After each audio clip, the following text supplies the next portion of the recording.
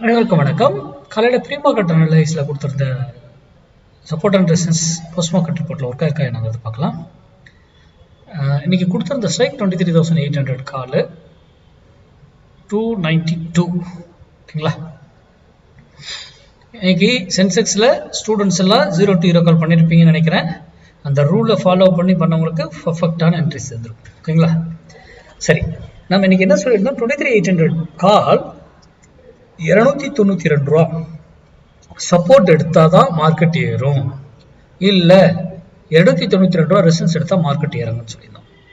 Market இங்க இருந்தது, நம்ம கொடுத்த லைன் இங்க இருக்கு. காலையிலே ரெசிஸ்டன்ஸை கீழே உடைச்சு கீழே விட்டாரு. அதுலேயே நம்ம என்ன சொல்லியிருக்கோம், ஒரு வேலையில வந்து திரும்பணும் ஆறு அதே டைரக்ஷன் கட்டிடும். அதே போல மேலே போனாலும் ஒரு வேலையில இருந்து ரிவர்ஸ் ஆகணும் ஆறு அதே வேலையில கண்டினியூ ஆகணும்னு நம்ம சொல்லியிருந்தோம். எக்ஸாக்டா இவர் என்ன பண்ணிட்டாரு, கீழே வந்தவர் ஏன் திரும்பினாருங்கிறதுக்கான மேக்ஸ் வேல்யூ அங்கே இருக்கணும் ஓகேங்களா. நாம இது யூடியூப்ல கொடுக்கல, 292 வரும்போது மட்டும் நீங்க முடிவெடுங்கன்னு சொல்லியிருக்கோம்.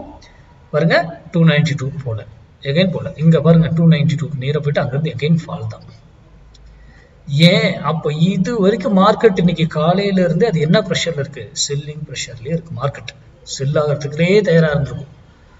போய் பாருங்க, மார்க்கெட் ஏறினாலும் கால் சைட்லாம் உங்களுக்கு ப்ரீமியம் கொடுத்துருக்க மாட்டாங்க, புட் சைடில் தான் இறங்கும் பொழுது நல்ல ப்ரீமியம் கொடுக்கப்பட்டிருக்கும். சிம்பிள். மார்க்கெட்டுங்கிறது மேக்ஸுங்க, மேக்ஸ் சார்ந்து மட்டும்தான் இயங்கும். அதை சார்ந்து படிக்கும். நம்ம ஒரு பேட்டர்ன் ஓப்பனர்ஸ் எதுவுமே பார்க்கறது கிடையாது, மேக்ஸ் சார்ந்து மட்டுமே பயன்படுத்துகிறோம், ட்ரேட் அப் பண்ணுறோம். ஸ்டாப் லாஸ், என்ட்ரி, எக்ஸிட் எல்லாமே நமக்கு தெரிஞ்சிருக்கும். யாரோ ஒருத்தர் யூடியூப், இன்ஸ்டா, ஃபேஸ்புக்கில் சொல்கிறத நம்பாதீங்க, இன்க்ளூடிங் நான் சொல்கிறது. நீங்கள் படித்து ஆராய்ந்து ட்ரேட் பண்ணுங்க. நன்றி, வணக்கம், வாழ்க வளமுடன்.